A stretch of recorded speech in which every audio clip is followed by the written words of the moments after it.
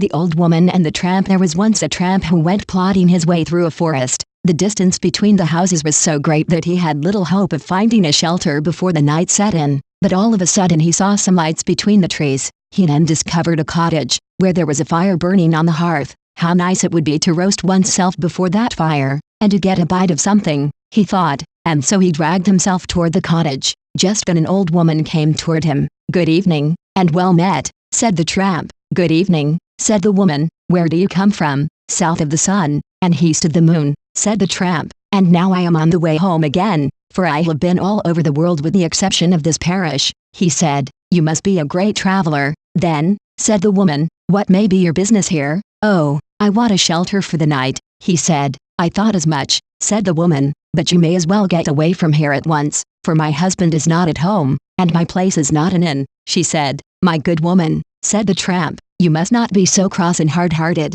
for we are both human beings, and should help one another, as it is written, 'Help one another,'" said the woman. "Help? Did you ever hear such a thing? Who'll help me, do you think? I haven't got a morsel in the house." "No, you'll have to look for quarters elsewhere," she said. But the tramp was like the rest of his kind. He did not consider himself beaten at the first rebuff. Although the old woman grumbled and complained as much as she could, he was just as persistent as ever, and went on begging and praying like a starved dog, until at last she gave in, and he got permission to lie on the floor for the night. That was very kind, he thought, and he thanked her for it. Better on the floor without sleep, than suffer cold in the forest deep, he said, for he was a merry fellow, this tramp, and was always ready with a rhyme. When he came into the room he could see that the woman was not so badly off as she had pretended, but she was a greedy and stingy woman of the worst sort, and was always complaining and grumbling. He now made himself very agreeable, of course, and asked her in his most insinuating manner for something to eat. "Where am I to get it from?"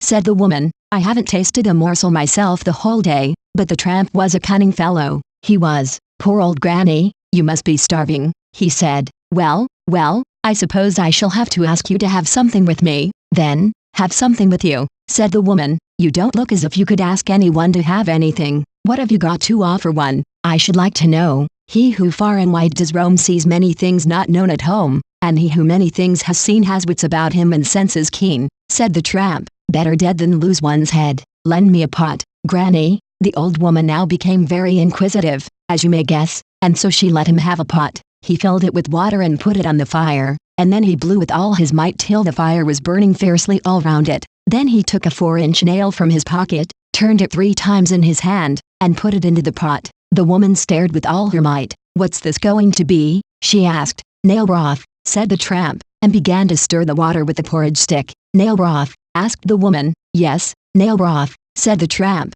The old woman had seen and heard a good deal in her time, but that anybody could have made broth with a nail, well, she had never heard the like before. "That's something for poor people to know," she said, "and I should like to learn how to make it." "That which is not worth having will always go a-begging," said the tramp. But if she wanted to learn how to make it she had only to watch him, he said, and went on stirring the broth. The old woman squatted on the ground, her hands clasping her knees, and her eyes following his hand as he stirred the broth. "This generally makes good broth," he said, "but this time it will very likely be rather thin, for I have been making broth the whole week with the same nail. If one only had a handful of sifted oatmeal to put in, that would make it all right," he said, "but what one has to go without, it's no use thinking more about," and so he stirred the broth again. "Well, I think I have a scrap of flour somewhere," said the old woman, and went out to fetch some, and it was both good and fine. The tramp began putting the flour into the broth, and went on stirring, while the woman sat staring now at him and then at the pot until her eyes nearly burst their sockets. "This broth would be good enough for company," he said,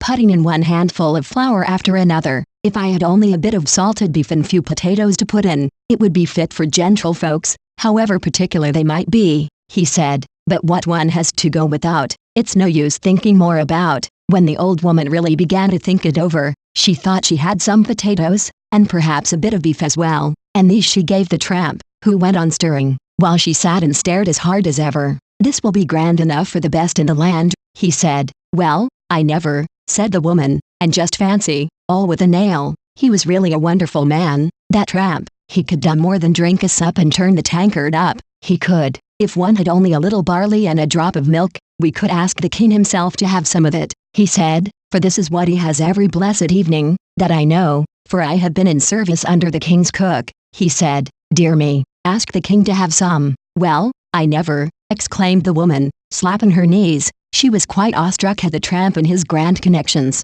"But what one has to go without, it's no use thinking more about," said the tramp, and then she remembered she had a little barley, and as for milk, well, she wasn't quite out of that, she said, and then she went to fetch both the one and the other. The tramp went on stirring, and the woman sat staring, one moment at him and the next to the pot. Then all at once the tramp took out the nail. "Now it's ready, and now we'll have a real good feast," he said. "But to this kind of soup the king and the queen always take a dram or two, and one sandwich at least, and then they always have a cloth on the table when they eat," he said. "But what one has to go without, it's no use thinking more about." But by this time the old woman herself had begun to feel quite grand and fine, I can tell you, and if that was all that was wanted to make it just as the king had it, she thought it would be nice to have it exactly the same way for once, and play at being king and queen with the tramp. She went straight to a cupboard and brought out the brandy bottle, dram glasses, butter and cheese, smoked beef and veal, until at last the table looked as if it were decked out for company. Never in her life had the old woman had such a grand feast, and never had she tasted such broth,